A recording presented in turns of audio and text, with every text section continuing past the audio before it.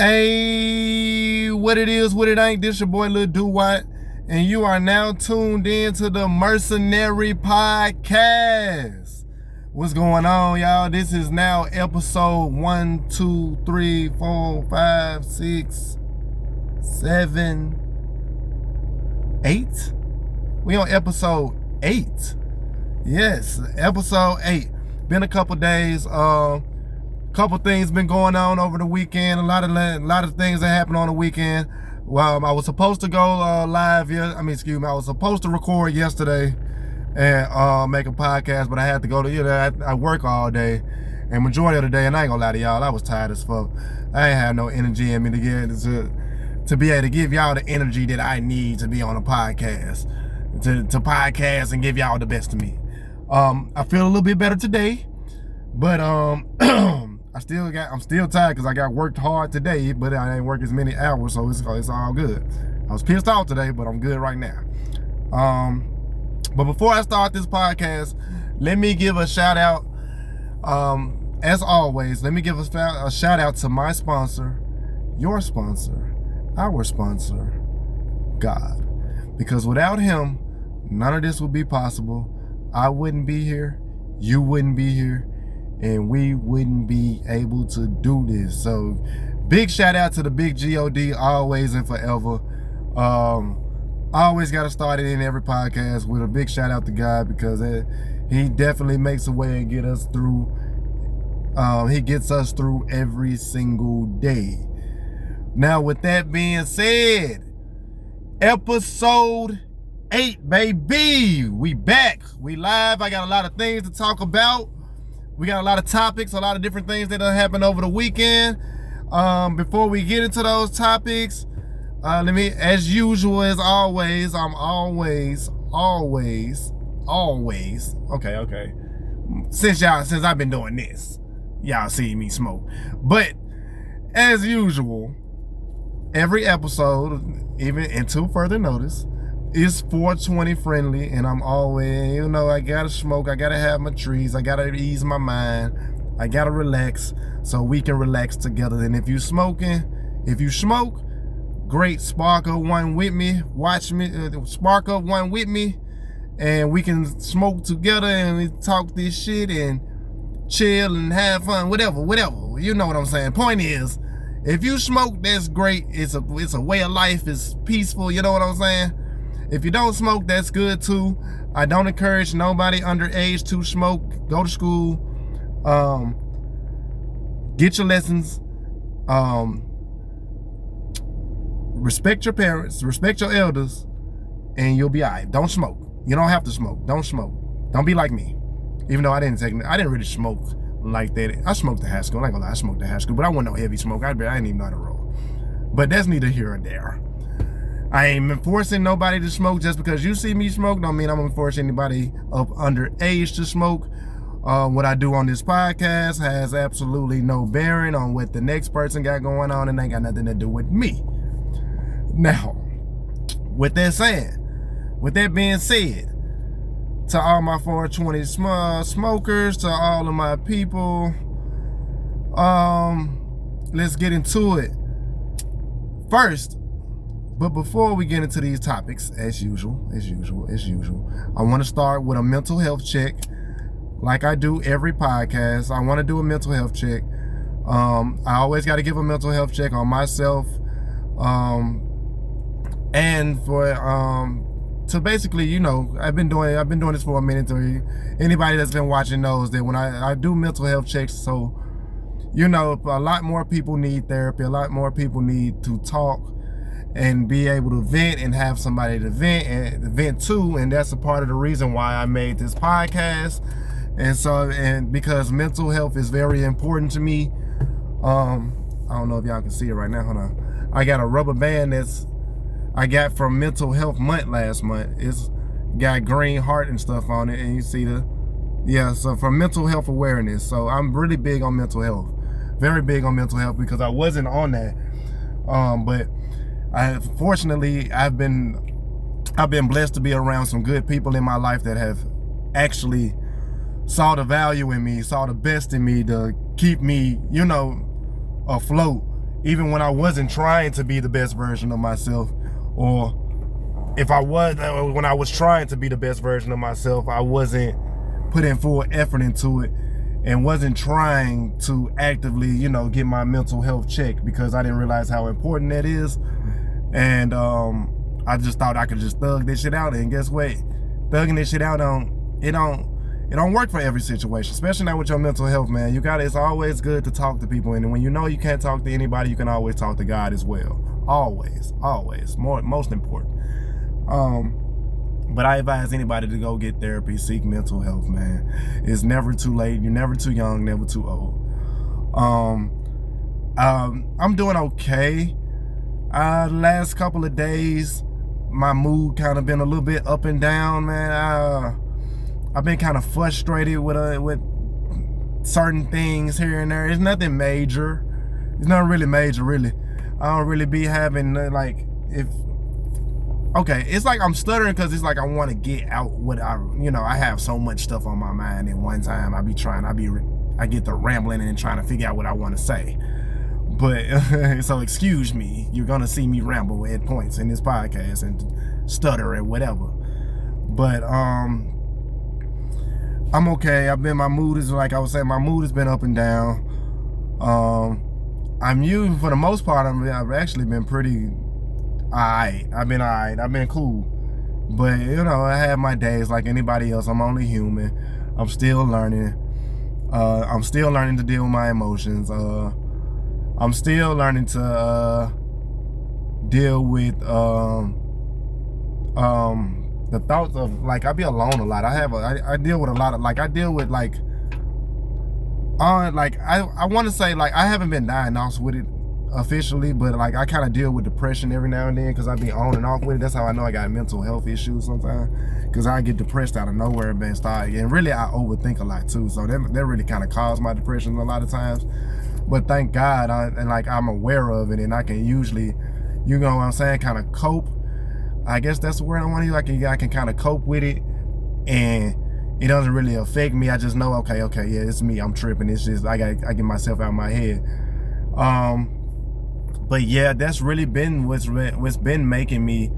I mean, any other problems, financial wise, or friendship wise, relationship wise, and anything like that, it hasn't been really so much about those things, but more so about myself. And I've been kind of struggling with even though I'm a natural loner, but a lot of times I force myself into isolation and shit when I feel either if I feel overwhelmed, or if I feel like if I'm upset about something, and I isolate myself. Like that has become like my coping mechanism for years now, and I'm trying to get out of it because it kind of affects my mood to the point where I was so pissed off today for so many reasons. I was pissed off for a lot of different reasons. I was pissed off in my job too, but I was pissed off for a lot of different reasons. But a lot of them was more mental than any other thing. It was more mental, but I'm okay though. I ain't tripping. I know I'll be fine. I'll be like, it ain't nothing for me to sit here and cry about type shit. There's nothing wrong with crying, especially if you're a man. It's okay to cry. It's okay to cry. I'm not saying that. I think more people should cry. I think especially men. I feel like more people should cry. If you want to cry in private, it's fine. But it's okay to get that out. You feel better when you do that. But what I'm basically trying to say is, it's like I'm not down about it. I'm trying to be more upbeat about it. You know what I'm saying? And just kind of figure out the root of the issues. Even though I might have some certain ideas. I got a therapy session tomorrow, guys. So it's not like I'm just going off the dome trying to figure stuff out. But excuse me.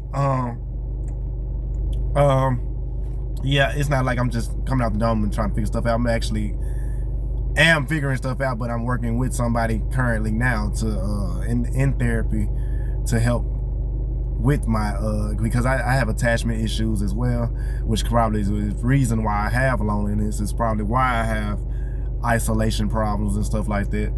But it's okay though. You know, God got the last say so at the end of the day. Everything gonna work out. That's what I choose to believe. Everything gonna work out. All you can do at the end of the day is take it a day at a time, take it a step at a time, but just put your trust in God.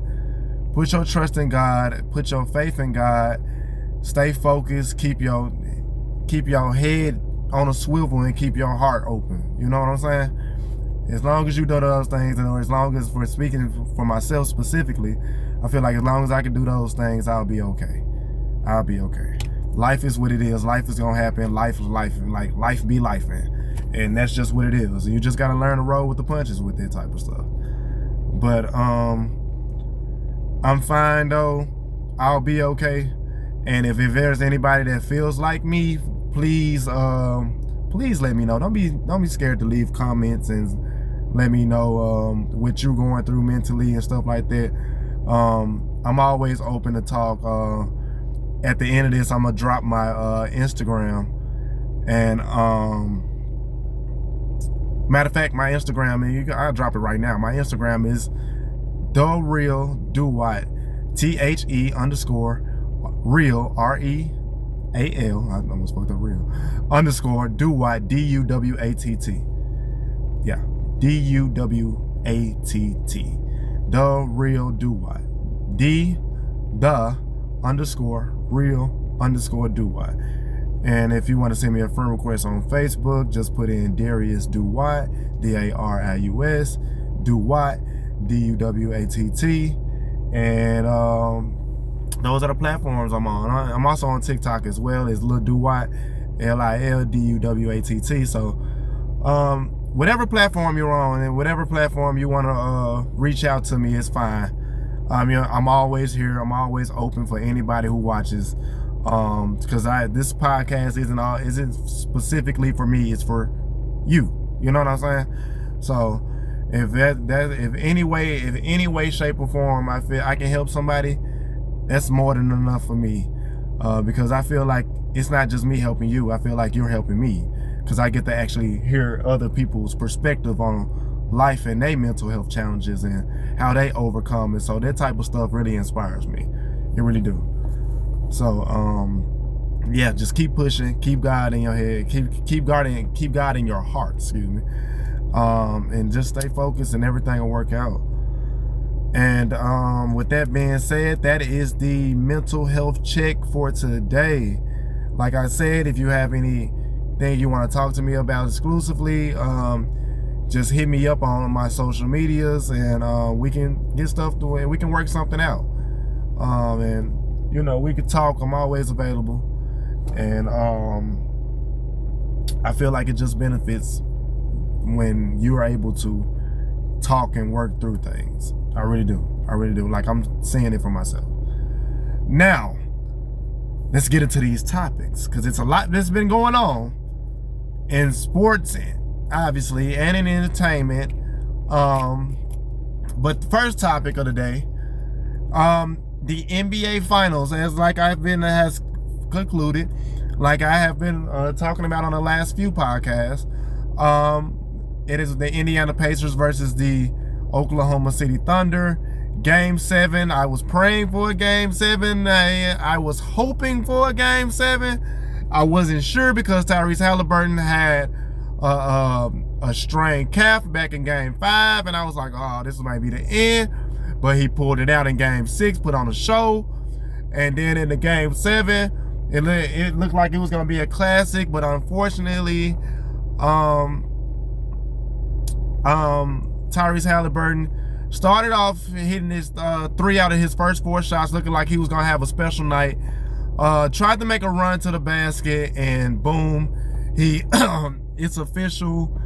He fell to the ground, and he automatically knew what was going on as he pounded the ground. But unfortunately, it's official that he has torn his Achilles. Not too much, man. If anybody's stock has risen during this playoff run, it's Tyrese Halliburton. I have been saying it for a long time. Even if you don't believe he is a superstar like I do, or a few other people, he just doesn't have the statistics. He doesn't put the statistics up like a superstar, a regular superstar. Not that he can't do it, and he's still getting better. But he has proven that he is far from overrated. He is a big time player that can make big time shots, and he runs the offense. So shout out to Tyrese Halliburton. Prayers to you, brother. He just had surgery. He had a successful surgery. Prayers to you on a speedy recovery. I know you didn't get the outcome that you wanted, but you did more than enough. You won way more than you could have ever expected, even without winning what you really wanted. And what you won was basically millions and millions of new fans across this nation, worldwide, with the things that you've done. And you've won respect from a lot of people. He's a good brother, good dude, man. He's only 25 years old, so he still has plenty of time to recover from this and come back even better, which I know you will. Prayers to Tyrese Halliburton, man. Get back stronger. I know, like I said, I know you will. And come back and do your thing, man. Show everybody why you far from overrated, and show everybody why you're one of the best young emerging point guards coming into their prime in the NBA. So and I want to give a congratulations to the rest of the Indiana Pacers as well. You guys had a great series. You had a great playoff run, period. Shout out to you guys. Y'all fought hard, played way harder than anybody ever expected. A 4th seed in the East to play. Way better than anybody ever expected. So respect to you guys. Good luck to you guys next season, man. And thank you guys for giving us a show. But let me give a stern congratulations with that being said, let me give it a stern congratulations to the team that won the series and are now your 2024-2025 NBA champions, the Oklahoma City Thunder. SGA wins Finals MVP, had 29 points, 11 assists, only 1 turnover. In the previous game, he had 8 turnovers. He switched that and killed that completely, only 1 turnover. Didn't shoot the ball well, but it's okay. He still got to the free throw line, went 11 for 12 from the free throw line. Was just spectacular, absolute superstar. Just bona fide superstar. And showing that he is without a doubt one of the best players in his league, and he is on track for a first ballot Hall of Fame type career. So congratulations to Shai Gilgeous-Alexander and the Oklahoma City Thunder, Jalen Williams, Chet Holmgren, Alex Caruso, my boy. He was a Laker. I'm a Lakers fan. He helped us win a championship in the bubble way. Love me some Alex Caruso. He a dog. That's a dog. But shout out to him, Hardenstein, and the rest of those guys.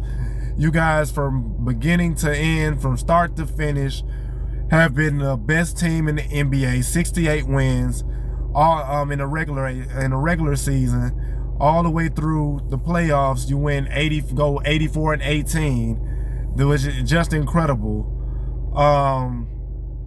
Shout out to you guys. Shout out to the coach. Shout out to the front office.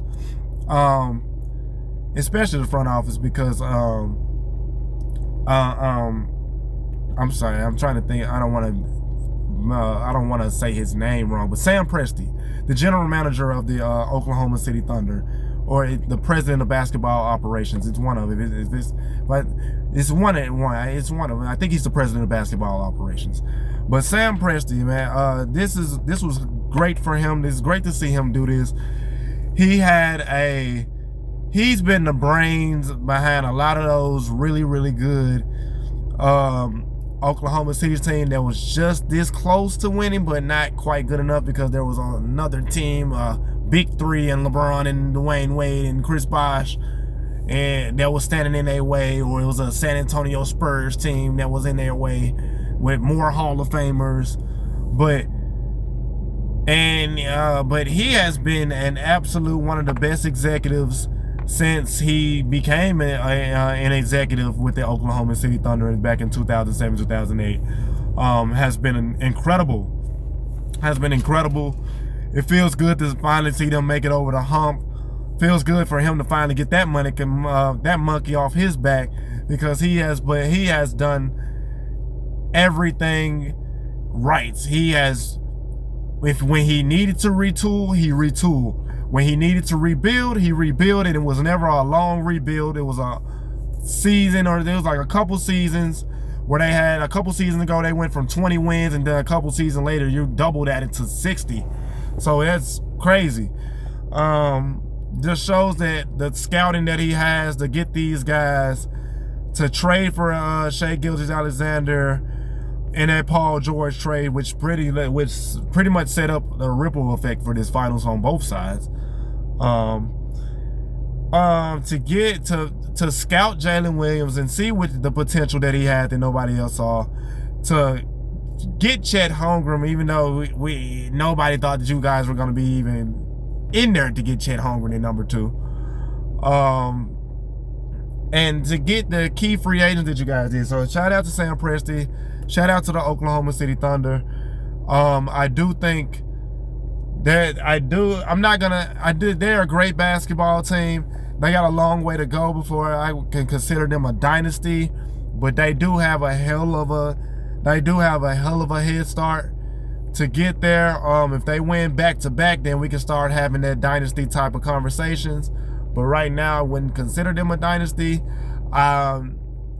When you look at the NBA and you look at what's going on the West and the East, obviously the West is just a juggernaut. It's just fight to the death in the West, man. 1 through 8, 1 through 9, whatever you want to call it, 1 through 10. It's just a fight through the death in the West.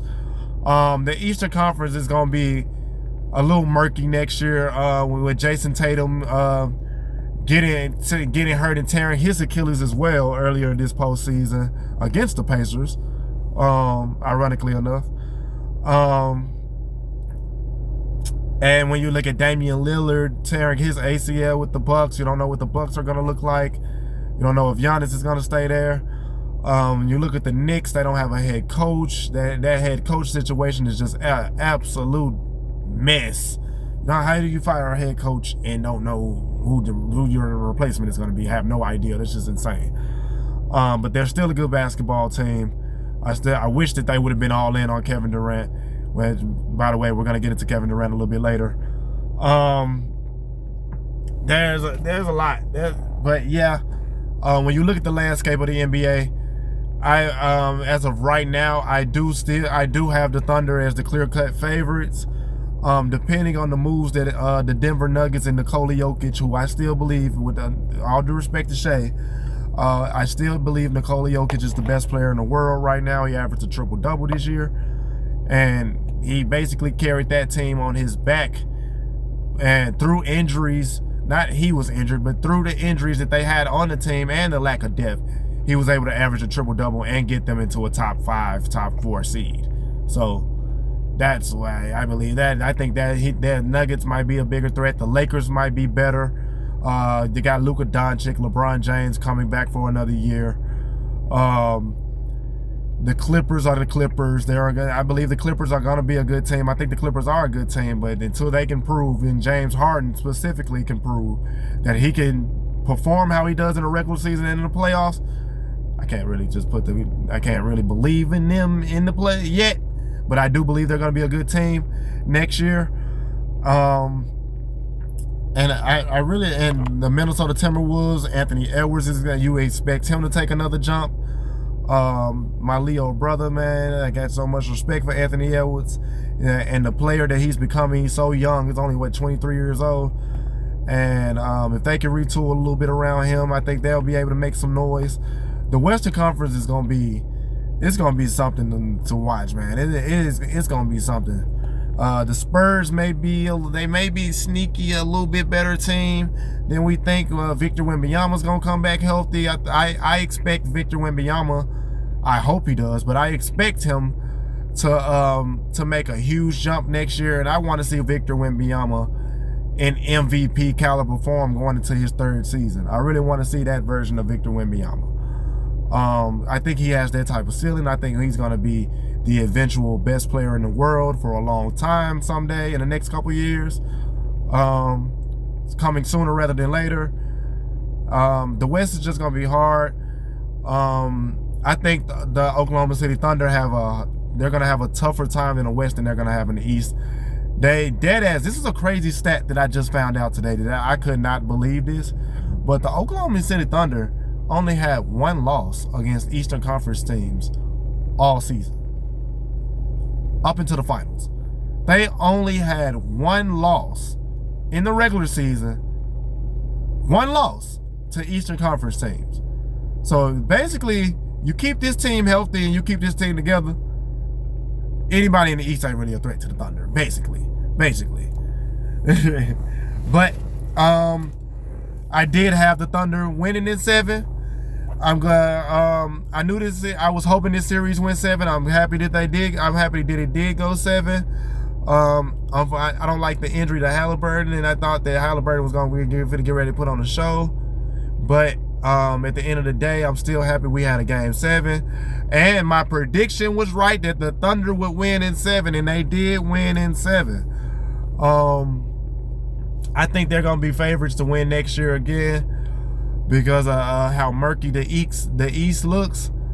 I do think the Nuggets might be their biggest challenge, depending on if they can just add some more depth and give Nikola Jokic some help. I know they got a new front office that just came in, so we'll see how that goes. The Lakers have to add and build around Luka and LeBron a little bit better. Have Austin Reeves, and that emerging big three is going to be a threat to Oklahoma City as well.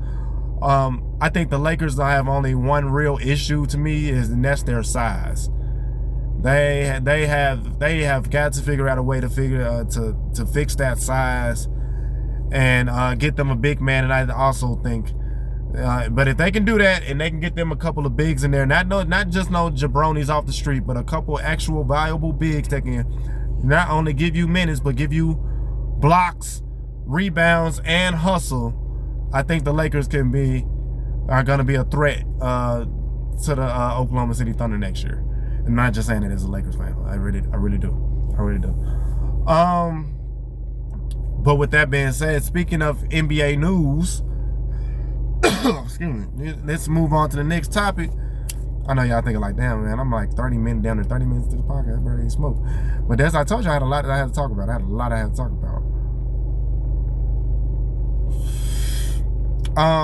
Next topic. Speaking of, like I said, I brought his name up earlier. Kevin Durant. Kevin Durant has officially been traded. The report, he's officially been traded to the Houston Rockets for Jalen Green, Dylan Brooks, and the 10th overall pick.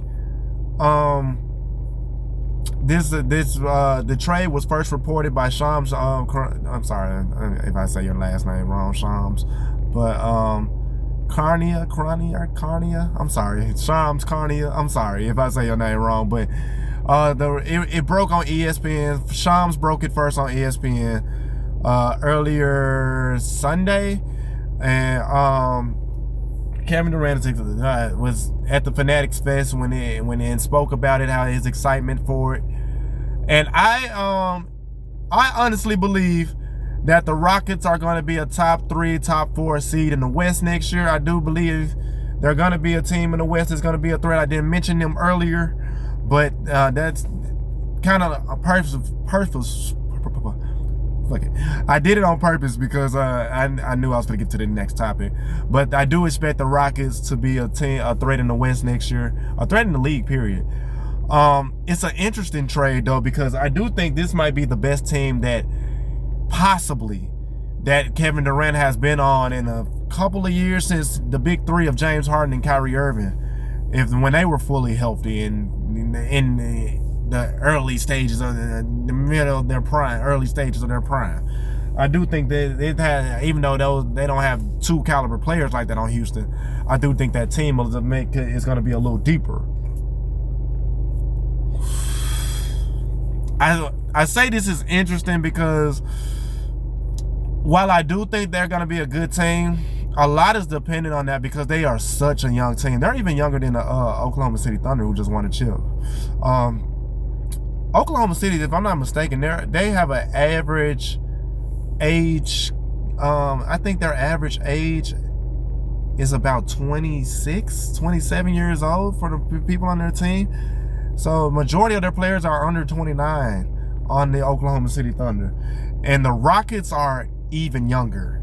They're even younger. They get a little old. They get a little older with adding a 37-year-old Kevin Durant.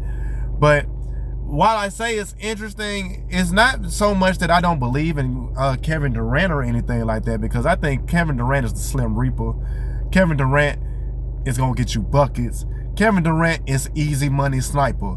If you can't put no money on Kevin Durant, excuse me, if you can't put money on Kevin Durant to get buckets, you just a hater. I'm sorry. You crazy. Or you just don't know basketball.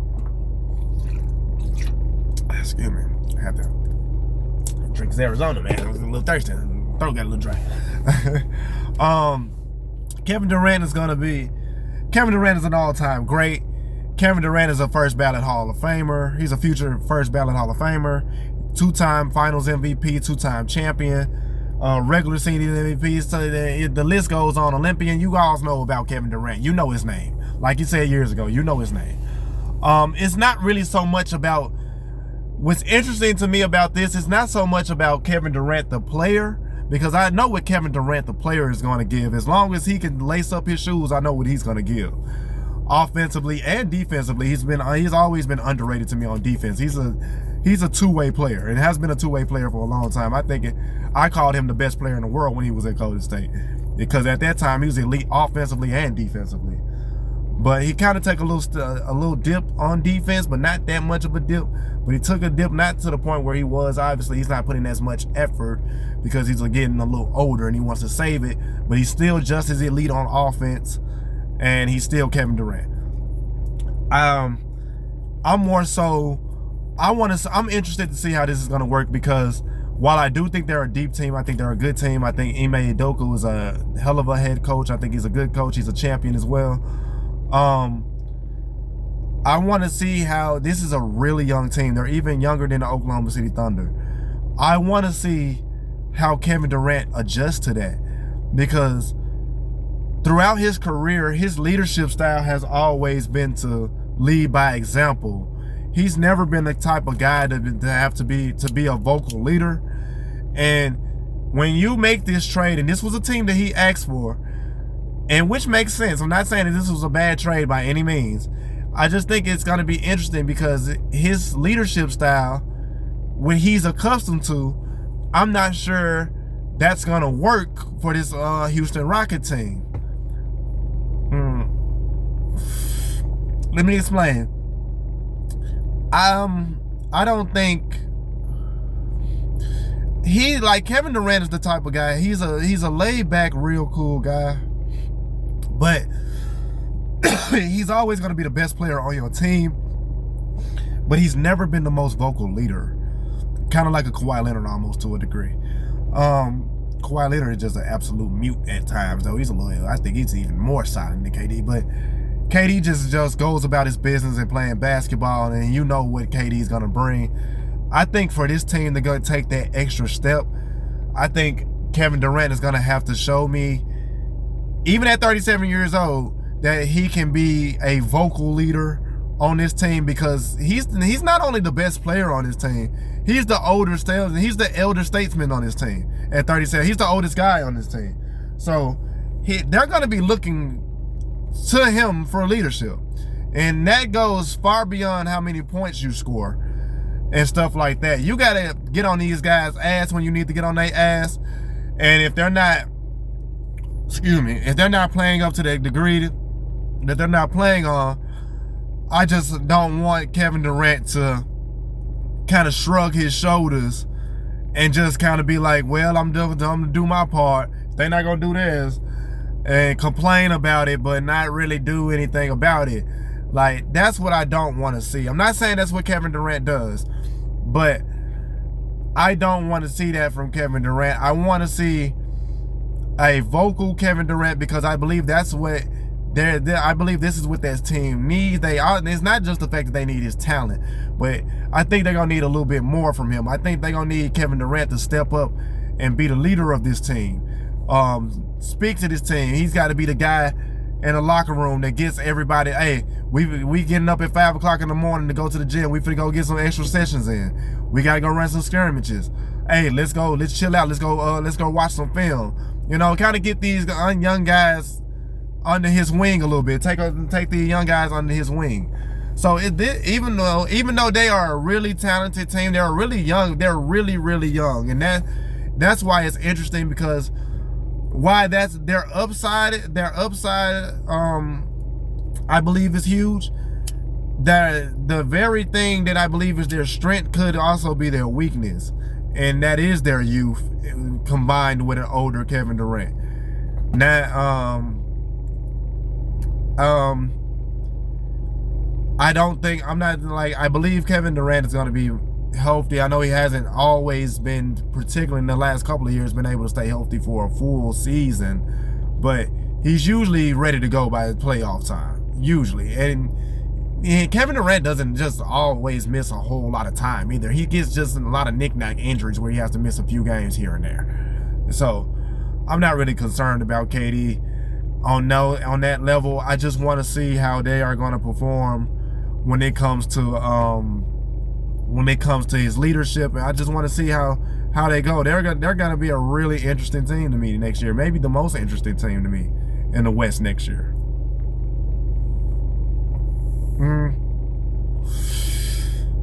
But I'm excited though. I think even though the season just ended, I feel like we're gonna be in for a crazy crazy NBA season. Crazy NBA season.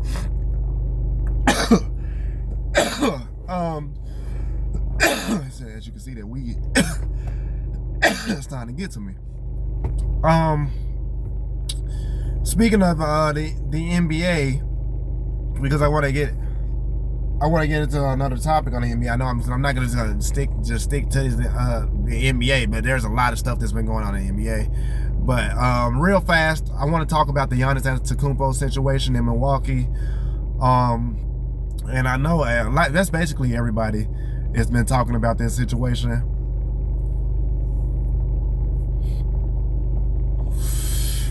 And while I do believe like Giannis loves being in Milwaukee, I know he loves being in Milwaukee. But I just want to break this down for y'all so y'all can understand this. And you can already, because Wendy, Brian Windhorst, and all the other NBA experts, which they do brilliantly, will all break this same stuff down and not just get it from them. But the way they break it down, it makes so much sense. But it's basically stuff that I've been thinking for a while. Even I just never had the full background on certain stuff. But in the Milwaukee Bucks situation, they don't really have any first round picks, and they don't control their own picks. They don't have a pick swap. They have like 6, I believe, for total free agents, and 4 of them are core players. I'm not sure how they feel about Doc Rivers as their head coach, even though they haven't fired him. I'm not sure how that's gonna work. I don't know. Because the jury is still kind of out on Doc Rivers, even though he won a championship back in 2008. He hasn't quite had the same success in the playoffs and getting to the finals in recent years. And it maybe not all his fault. James Harden had a lot to do with that. Ben Simmons had a lot to do with that as well. Just being honest. But when you look at it, and they also have no cap space to go get any free agents as well. So I believe they're above the second apron. They're above the second apron. So they're not going to really have a lot of money to even bring talent to him along. And their only money they're probably going to have is to try to keep a couple of the core guys that they have. Not to mention that, like I said earlier, his second best player, Damian Lillard, is out for the season with a torn Achilles. And by the way, Damian Lillard is about 35, going to be 36. By the time he comes back, probably 37. So, I don't know. Like, hey, when you put all of that together, I think it's more than likely. I don't think Giannis gets traded this offseason. I think Giannis tries to stick around strictly because he loves Milwaukee. And he wants to keep giving them more chances, even if it doesn't look good.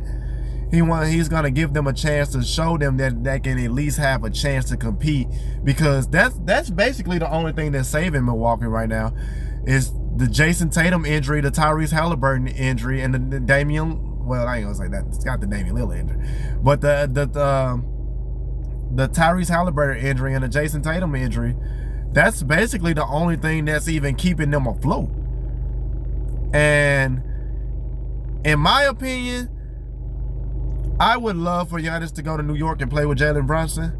I think that team, the combination of him and Jalen Brunson in the Eastern Conference next year is an instant title contender.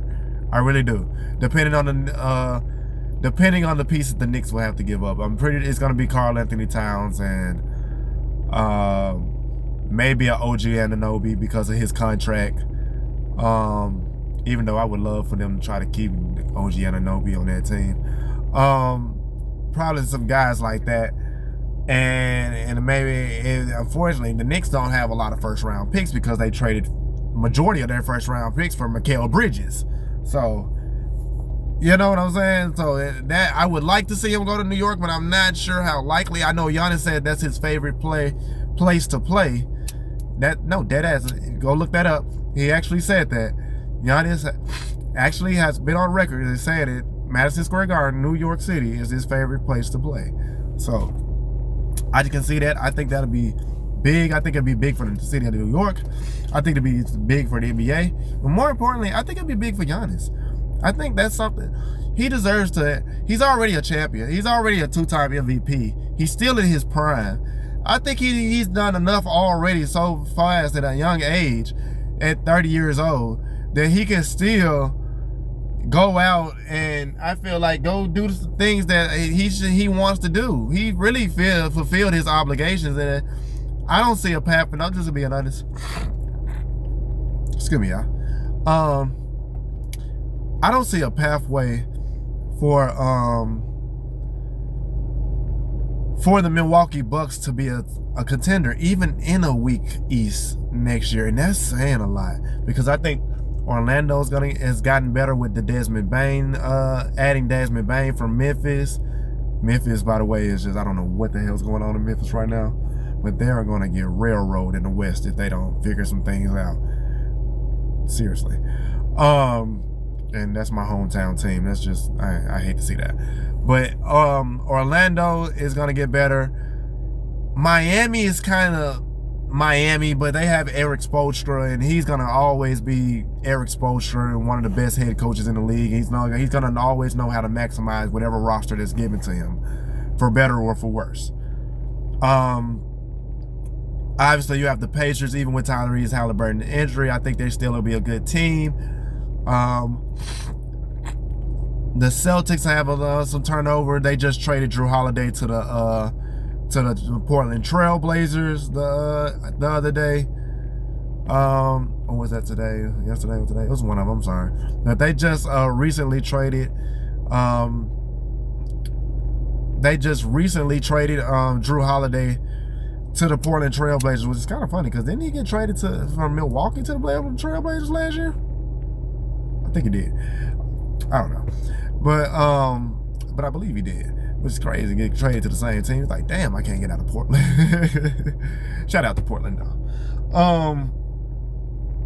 So that we kind of figured that right now we don't know what the Celtics are gonna look like. They're in a retooling phase. That's why we say that the East is pretty wide open. Atlanta is pretty much just kind of, they may take a little jump, but we'll see. Like everywhere, every other team in the East right now is just like, we don't know. We'll see. Outside of the Knicks may be the most certain and yet they have the most uncertain head coaching search going on, and that's saying a lot about the Eastern Conference right now. So yeah, I want to see that happen.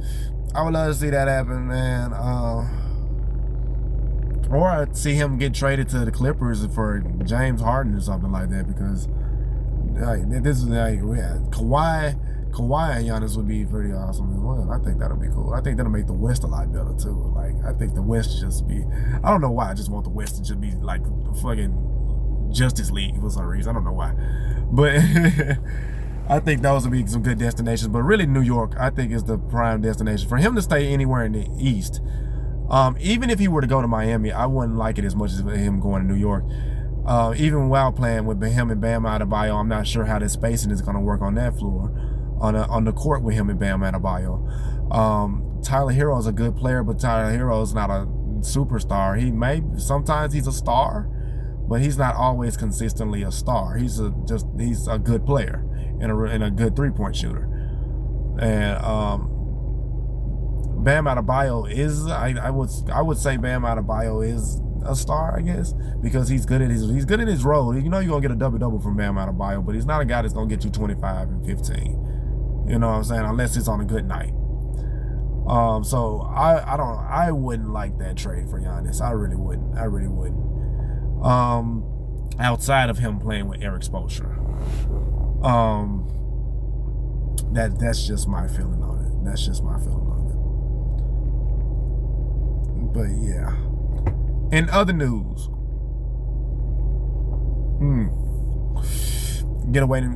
trying to get away from the sports for a quick second, guys.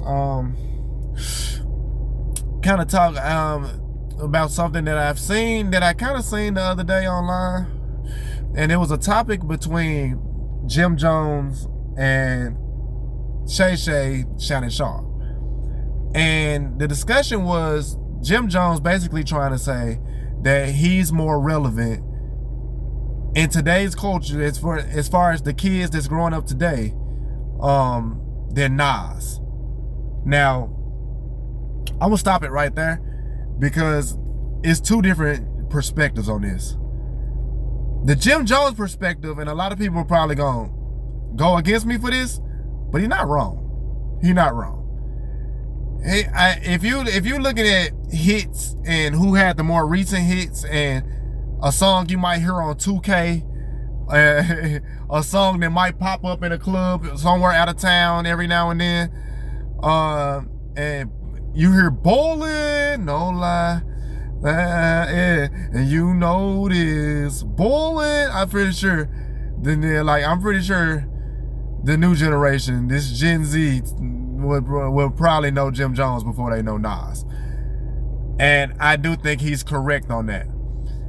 If he's saying that to say that he's more relevant in the culture than Nas, I'm not saying that that's what he's saying. I'm just saying if that's what he's saying. If that is what he was alluding to, then that's incorrect. That's completely incorrect. But I believe he was just trying to say, as far as today's and with the kids, they would know more. They would know Jim Jones more than Nas, and he is correct on that, because I think he has more recent hits, and he has a hit that a lot of people, really my age, know more about it at 30 years old than at 15, at 10 to 15 would know about it. But I'm sure they would still know about it though, if they heard it on a game or something like that, a TV show that they watch or something like that. But they both phenomenal artists. But Nas is one of the greatest lyricists of all time.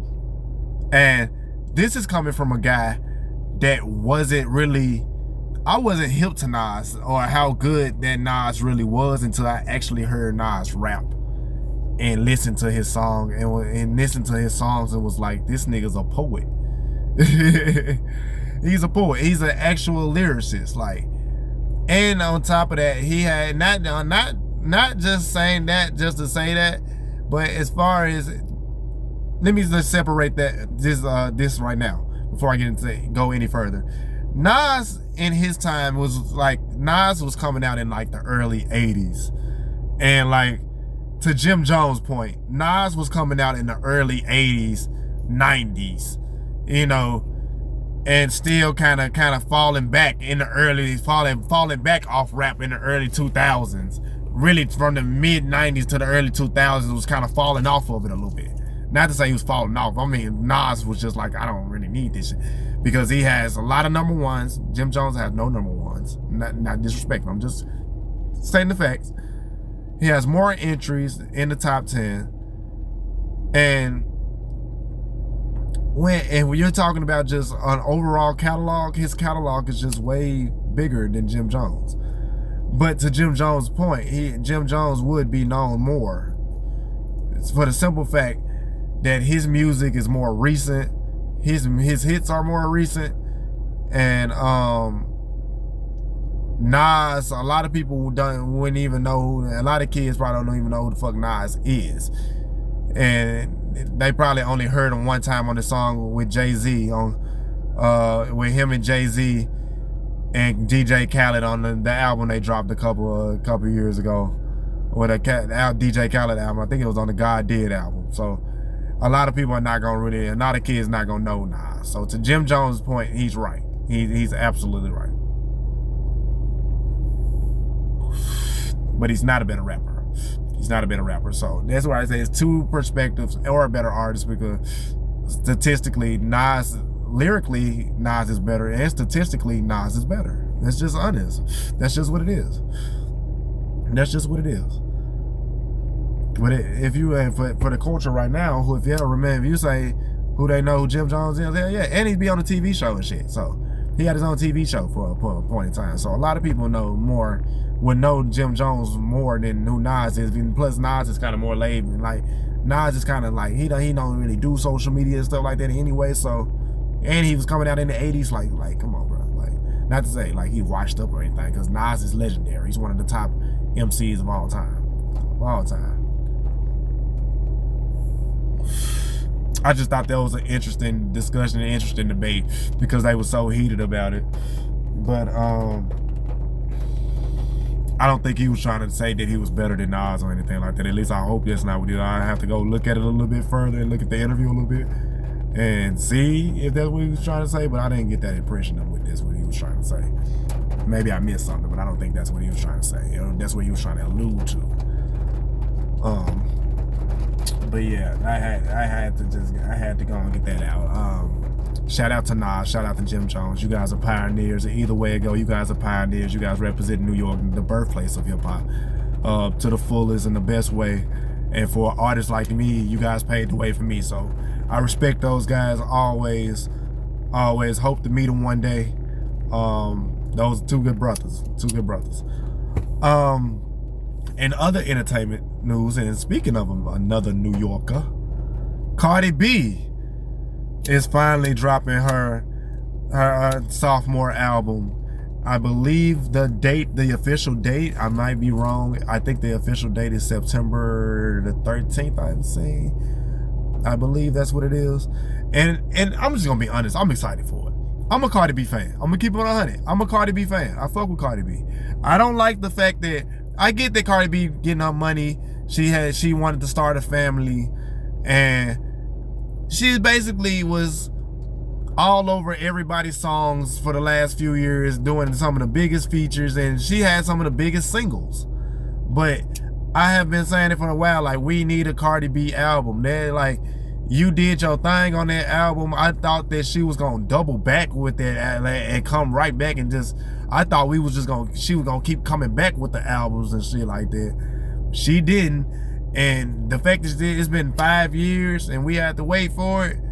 I'm hoping, hey, if I know Cardi B the way I know Cardi B, I know Cardi B she gonna give it on a few songs on her.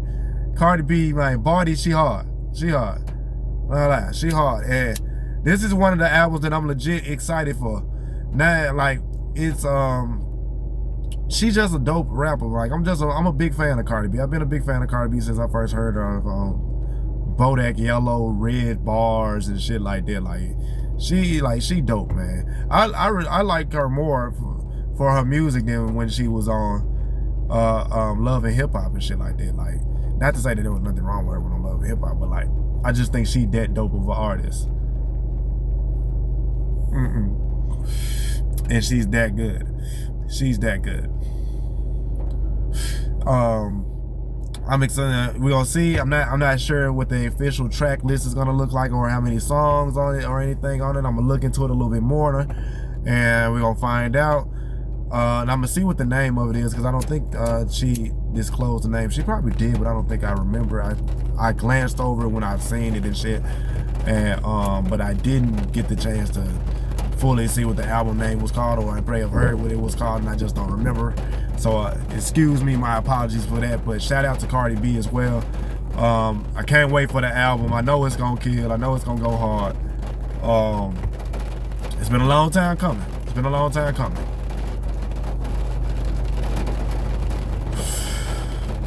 So I know she gonna do her thing. I know she gonna do her thing for sure, for sure. But I want to get into this last topic right quick and kind of go away from the entertainment right quick, because this is really important. Because something happened a few days ago that you guys may not have seen the news lately, and you guys may not have known. But Donald Trump has sent nuclear missiles, to my knowledge, without anyone's permission and without an official executive order, which I don't see how that's even possible. You gotta send a bill. You have to send a bill just to get that type of shit to go on. Unless he just said, fuck it, I'm gonna press a button and up under the desk type of shit. But whatever, it's a chain of command for when that type of shit has to go happen. But he has bombed 3 nuclear sites in Iran. The United States has bombed 3 nuclear sites in Iran in the fight to help the war that's going on in Iran. Now, I'm not gonna sit here and just act like that made sense. You know what I'm saying? I'm not gonna sit here and try to sugarcoat it. Look, I don't even understand why the U.S. gets into everybody else's business, honestly. Most powerful country, this and that, whatever. I just don't think it makes perfect sense to send missiles, nuclear missiles at that, on nuclear sites, when you don't have, unless you're telling us that you know for a fact that they were planning on bombing us, in which we haven't heard that that's been the case. I just don't think that was a wise idea. But then again, I'm not the one that voted for Donald J. Trump to be the president of the United States. So, look, I'm not a Democrat. I'm not a Republican. I'm independent. I vote for whoever I feel is the best candidate to be the president of the United States. And I'm going to be honest, we haven't had a good candidate for president of the United States since Barack Obama. Just being honest.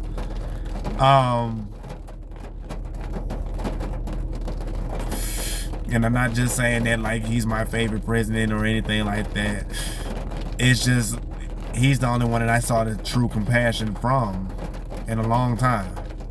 From a lot of presidents, you don't really get to see too many guys who had true compassion. But and actually trying to make change without war. You know what I'm saying? Look, I do feel like Donald Trump is needed for a lot of things. I do think Donald Trump is better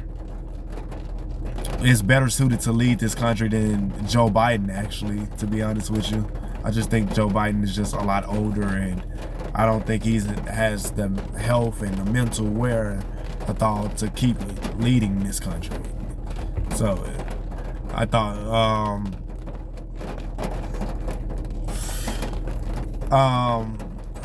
I do think Trump is an excellent businessman. I think he's a phenomenal businessman. As a politician, I just absolutely don't understand the good that he thinks he's doing. And that's as best as I can, because I want to get into it and go in a little deeper, but I don't want to get on these airways and get to saying a lot of stuff, you know what I'm saying, and get to sounding like a complete hater and stuff like that. I just don't agree with a lot of stuff that he does. That's all. A lot of stuff that he does, the way he conducts himself, I don't agree with it. I liked him better when he was just Donald Trump on the TV show You're Fired. He was cool. I think Donald Trump is a complex guy. He's done some great things, whether it's for himself or whether it's for publicity, such as letting a friend Kodak Black out of jail a couple years ago. Lil Wayne, I believe, out of jail a couple years ago, I believe, if I'm not mistaken. So he's pardoned a couple of people that, you know, and he's gotten brownie points for a lot of things. But it's one thing to get brownie points. It's a whole other thing to actually earn people's trust and respect when you blatantly don't show any. You know? So, and then if they want people to speak up. They want people to speak up. But the minute we speak up, they try to shut us down and they try to shut us out. You know? And I don't want to get too deep because I want to have a specific podcast where we can talk about these type of things. But I just wanted y'all to know that's happened, and I feel like everybody needs to be on their 10. And I say that to say this. If the U.S. is still standing in the next election, please, whether you're Republican or you're Democrat or in between, please go vote. Please do your research on who you're voting for. And please, if you want to see any change in this country, because it's a lot of things that we are living off of in this country that has been established since the 1800s, and it don't make any sense. iPhones are more updated than the laws that we have in our own country. Think about that. The technology that we have in this world is more updated than our laws that we have in our country. They don't want to make marijuana legal in certain states, Tennessee included, because they are Republican-led states. And not so much that they're just Republican-led states. They don't want to make it legal because they know that if you make marijuana legal in those states, it's going to bring in millions. And when I say millions, I mean double the millions of dollars. 24 to 25 to be exact million, at least, to an entire state of Tennessee if that were to happen. And it would benefit people's lives. I'm not just saying weed is gonna be saving everybody's lives. I'm not just saying that. I'm just giving y'all an example of the things that we're going through. It's not about white, it's not about black, it's not about Iranian, it's not about Hispanic or whatever. I'm talking about period, just us, especially, you know what, specifically here in America. We are letting these people suppress us and inflate us. You know what I'm saying? And they're not actually leading us. They're treating us like a tax. They're taxing us to live in a country we built. The people built. The people built this country. And we're being taxed for it. How is that fair? You know why we're being taxed for it? Because we have laws and bills that we have still hold value just because we had some guy from over 200 years ago sign a piece of paper. Now, I'm not saying that's not important, but at the same time, this is not 1865. This is 2025. You know what I'm saying? And we still live with those type of laws and suppression. And they're basically doing it blatantly in our face. And it's not just black people, it's everybody. It's affecting everybody. So I'm just gonna leave that on the final note. I have run out of time today. I'm gonna get into some more things in the coming days, the next coming podcast. I want to thank you guys for joining me on the Mercenary Podcast. Thank you guys for joining me on this journey. I appreciate you guys very much. Everybody who's watching, who's been watching, I appreciate you. Keep going strong. We just gonna get bigger and bigger. We just gonna get bigger and bigger. Thank you, man. Every view that I get is a blessing. I don't care if I have 8 views or 80,000 views. Anybody that's watching, it's a blessing. It's a privilege. So thank you. Really, like, thank you in abundance.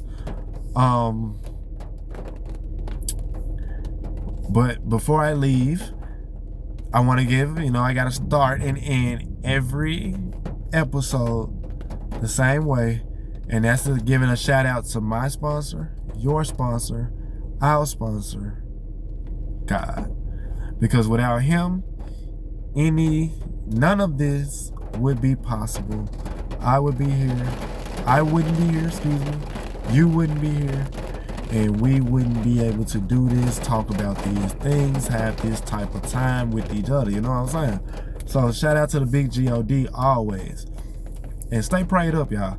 Stay prayed up. No matter who you prayed up to, no matter what your religion is, as long as it's positive and bringing positive affirmations into your life, stay prayed up, because it's a lot of things that causes life to be life in. And it's a lot of things that we as humanity can really fix if we really wanted to.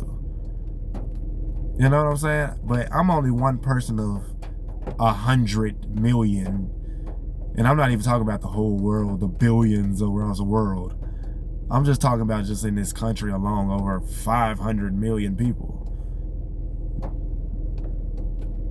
We have the numbers. At some point, when are we gonna stand up?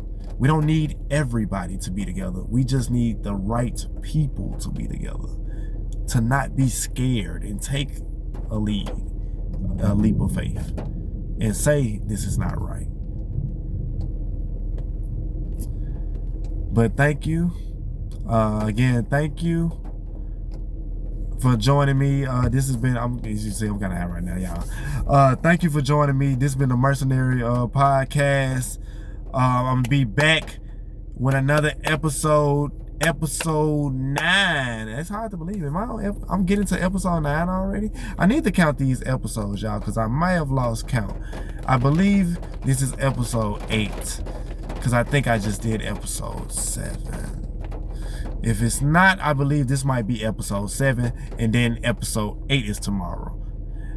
Either way it go, new episode coming tomorrow, y'all. Appreciate y'all. Be blessed. And thank you for watching the Mercenary Podcast. Subscribe to my channel, Lil Duwatt, right there at the bottom. Hit the subscribe button. Leave a like. Again, leave me a comment. Subscribe and add my social medias. My Instagram, THE_real_Duwatt, DUWATT. That's my Instagram. Add my Facebook, Darius, DARIUS, Duwatt, DUWATT on Facebook. Add me on TikTok, Lil Duwatt, LILDUWATT. And again, subscribe and like this, and keep showing love. I appreciate y'all. And this is the last time I'm finna do this outro. Peace. Y'all be blessed.